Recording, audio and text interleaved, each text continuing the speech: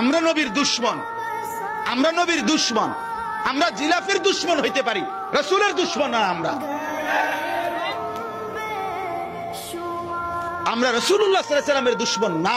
প্রয়োজনে যদি বলে রাজপথে, প্রয়োজনে যদি খোলা ময়দানে নবী প্রেমের জন্য তুমি কোন প্রমাণ দিতে হয়, কোন মহব্বত দেখাইতে হয় তুমি বলো, আমরা কওমের লক্ষ লক্ষ আলেম দেখাবো রাসূল প্রেমের কোন নমুনা দেখাইতে হবে। তুমি বলো কি করতে হবে, বলো নবীর প্রেমে কি করতে হবে কও।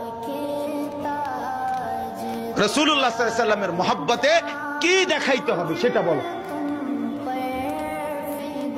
রাসূলুল্লাহ সাল্লাল্লাহু আলাইহি ওয়াসাল্লামের মহব্বতে যদি বলেন দাড়ি রাখতে হবে, আমরা দাড়ি রাখি না।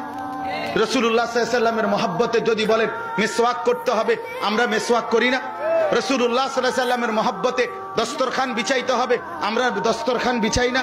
রাসূলুল্লাহ সাল্লাল্লাহু আলাইহি ওয়াসাল্লামের মহব্বতে দুরূদ সালাম পড়তে হবে, আমরা দুরূদ সালাম পড়ি না।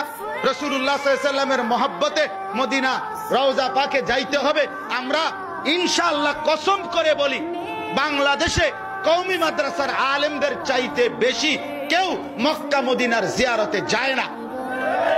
সারা বাংলাদেশের আলেম সব কওমি মাদ্রাসার, সব মদিনার মধ্যে মক্কার মধ্যে যেদিক দিয়ে হাঁটে দেখা যায় উলামায়ে কেরাম উমরায় আসছে মাহে রমজান পালন করতে।